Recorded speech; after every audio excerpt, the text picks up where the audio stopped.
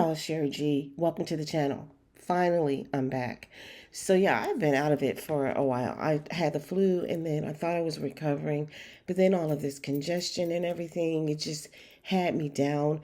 I did an entire video on reviewing the second episode for Love and Marriage Huntsville. Went back and listened to that video and canned it because you could tell the congestion was really bad and it was so horrible to me anyway. So I'm like, well, let me just wait until I'm feeling better. So I'm feeling better. I am not 100% better, but I'm getting there. There's still a lot of congestion, but I'm okay. It's not like it was before, and I'm so thankful for that. So yes, I'm going to do a little review on Love and Marriage Huntsville, the second episode of this season. And someone asked me how I felt about this particular episode. And I feel that this particular episode was lackluster. I feel like this particular episode was disappointing because for me, it was regurgitation. Just about every conversation that was had during this episode revolved around Mel and Martell, with the exception of Letitia and her cousin Courtney, who's a new Scott that we see on the show. But even with their conversation turns into regurgitation too, because Letitia brings up Kiki and, that whole thing about speaking on my marriage. So anyway, I just don't know what's up with these people. Don't they have anything to talk about? I mean, granted, Letitia did talk a little bit about Scott Realty, because she wants her cousin to come work for her over at her business, Scott Realty. But yeah, this particular season is so far, it's just not giving. I don't know. I'm kind of like over it, but I know we're just young into the season, but still at the same time, Carlos said that we weren't going to get any regurgitation. We've got nothing but that so far. So we'll see what happens on the next episode. Well, before I get into my review, though, keep in mind that the views expressed in this video are alleged of opinion and for entertainment. So in today's video, I'm just going to focus on a couple of conversations that were had in episode 2. The first conversation is between Martell and Kimmy. This conversation took place at Kimmy's event that Melody had for her. We left off there on the first episode, and it picked back up at the event on this particular episode. So anyway, Kimmy and Martell are having a conversation. Kimmy's telling Martell how God placed Maurice in her life just at the right time, and that was so great to have him there while she was going through her cancer journey. And she just kept reiterating the fact that she believed that God placed Maurice in her life at the right time. And so she turns around and she asks Martell, and I'm paraphrasing, something to the effect of, do you miss having that type of person in your life? Do you miss having that in your life? And of course, Martell tells her yes, because we've seen that right at this particular event how he's going after Melody, asking her if she prayed about them being back together. So he admits to her that yes, he does miss it. And then she tells him that, well, we, meaning the collective, will always see you guys together. I have to tell you, that really that ticked me off. It grated my nerves because I'm like, oh my God. It, to me, reflected a lot of things. It reflected, first of all, that she and Melody are in a friendly way. And like I mentioned on my last video, it was really good to see them more than cordial, to see them able to sit down and talk. But I still got my eye on Kimmy. I don't know how to feel about her right now. And this is one of the reasons why. Is because she doesn't really, I don't know, like this particular conversation between her and Martell didn't give me friend vibes as far as it pertains to her and Melody. And the reason why I say that is because if you're my friend and I know that this is your ex, I'm going to be cordial to him and nice to him. And I'm not going to be rolling my eyes at him and all that kind of stuff. We're going to be adults and mature, but I'm not going to ask him questions pertaining to his past and if he misses it. And I'm not going to ask him, and I'm not going to certainly tell him that I still see you guys together. I'll always see you together in my mind, because I don't understand why Kimmy's seeing them together in her mind, or anybody else for that matter. They're not together. So you're stuck, Kimmy, just as stuck as Martell back in what, 2020? We're now in 2023. The fact is that they're not together. So you need to wake up and smell the coffee. Like, this is the truth. Like, face what it is.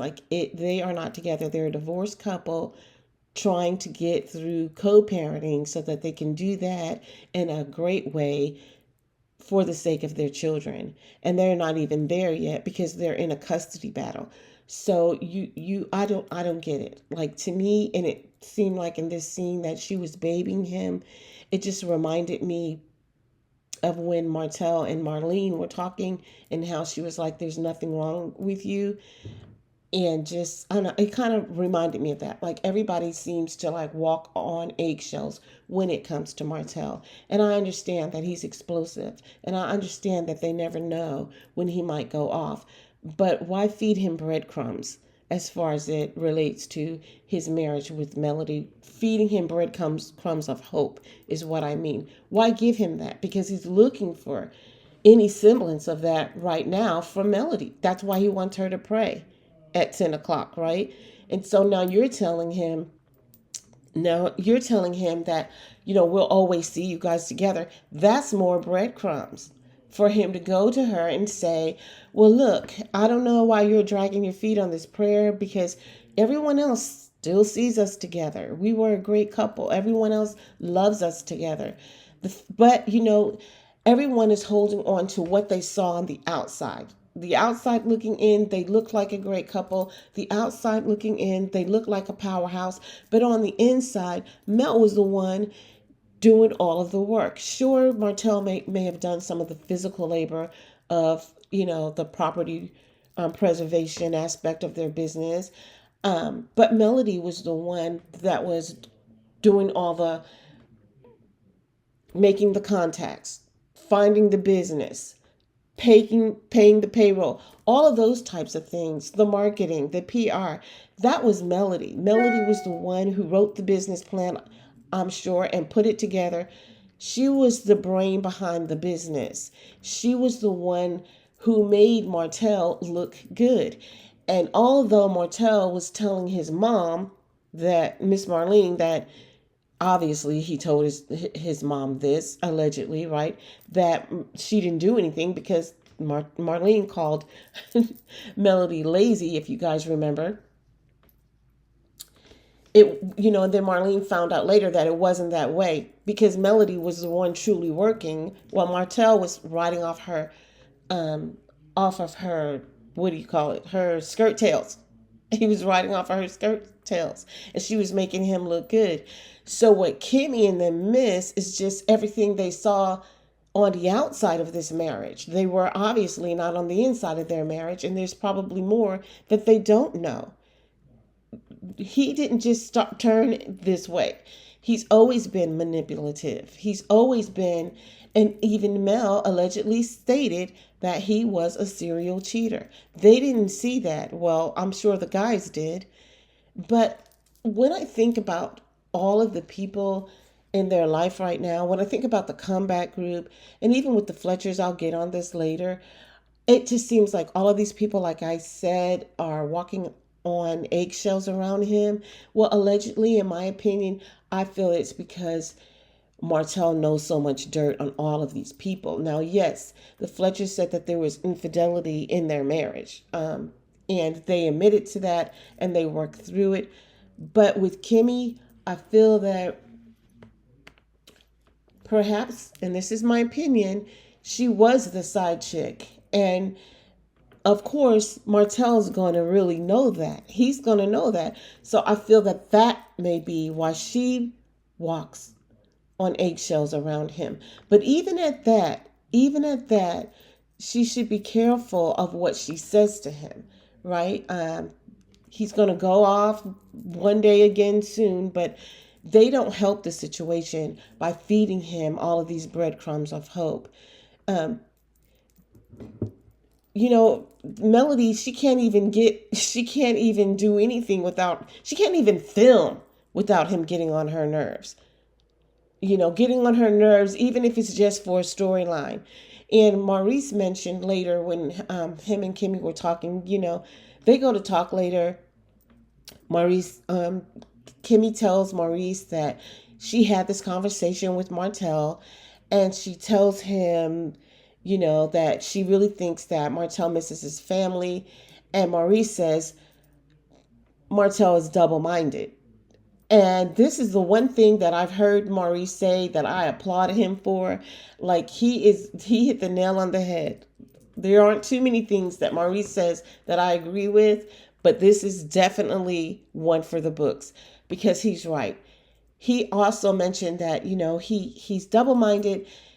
He likes her one moment and the next moment he hates her. And that is so true. It is so true. He's double-minded and he can't be trusted. Maurice also mentioned that Melody was scorned.